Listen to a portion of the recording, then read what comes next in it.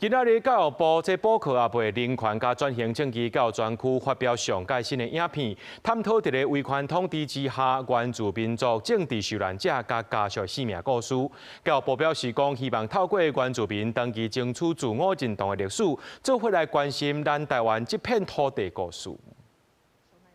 因為爸爸在白色恐怖時期去互人掠去關，原住民作家尼格納阿烏大漢了後，開始去找找爸爸過去受折磨的歷史。從我父親的口中聽到的，他被抓過，然後被關了10個月。他就說他最怕的時候就是點名的時候，因為他知道跟他關在一起被點名的人後來就會不見了。這是教育部補課也為人權甲轉型正義教育專區在拜五發表上新的影片內容，探討在威權統治之下，原住民族政治受難者甲因的家屬的生命故事。教育部學務調教師司長表示，8月初1是原住民族日，這回才會為原住民族的角度來講轉型正義，望予更加儕人知影原住民長期爭取自我認同的歷史。過去的歷史，咱愛知影過去是安怎發生的吼，那袂使袂記這個歷史吼，所以我希望後邊會使更多的人來了解這些台灣的共同的歷史。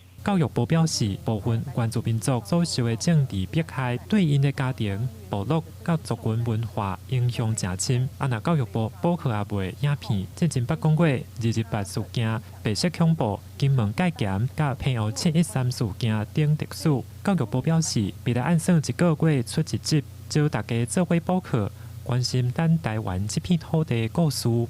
記者董家良、王志剛台北報道。